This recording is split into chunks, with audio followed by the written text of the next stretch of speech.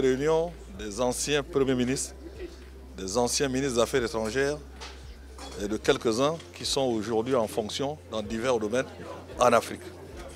Donc, les profils politiques qui sont réunis pour constater que la présence de l'entité dite RSD au sein de l'unité africaine, de l'Union africaine, est une aberration sur le plan politique et juridique.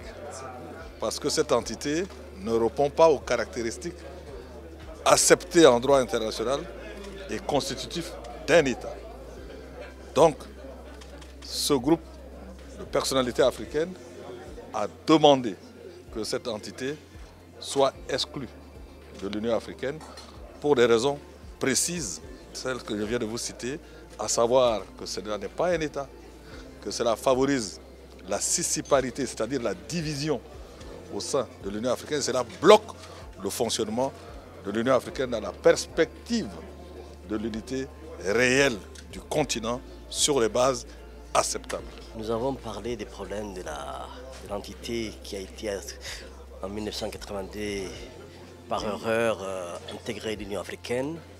Je crois que nous allons lancer un appel pour que cette erreur soit retirée au niveau de la communauté internationale. Parce que comme vous le savez, c'est une entité que une seule organisation, quelle que soit l'erreur qui a été faite, a reconnue. Ni la Ligue arabe, ni l'Union du Maghreb, ni les Nations unies, ni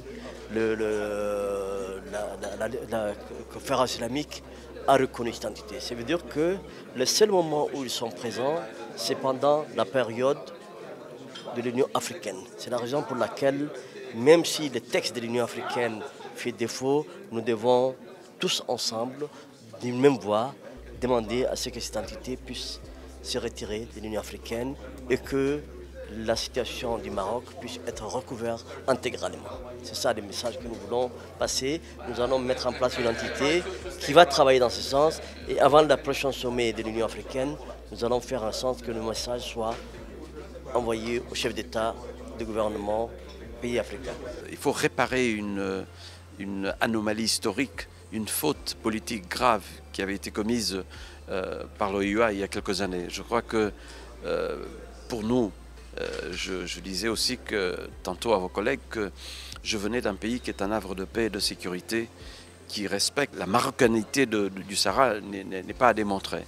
Et tout le travail qui a été fait depuis 2015, avec le retour, enfin la déclaration de Sa Majesté le roi Mohamed VI, que Dieu l'assiste, à Kigali, l'intégration du Maroc au sein de la réintégration au sein de la famille africaine.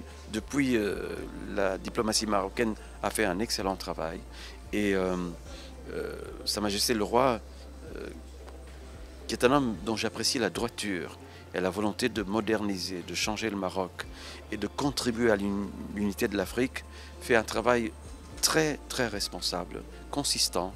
Donc nous, je parle de mon pays, mais je pourrais parler d'autres pays africains, nous avons l'obligation de faire cette réparation historique et de faire un lobbying international fort auprès de l'Union africaine pour l'exclusion d'une entité séparatiste qui n'est pas un État. C'est une question de droit international, mais c'est une question pour le Sahara géographique, historique.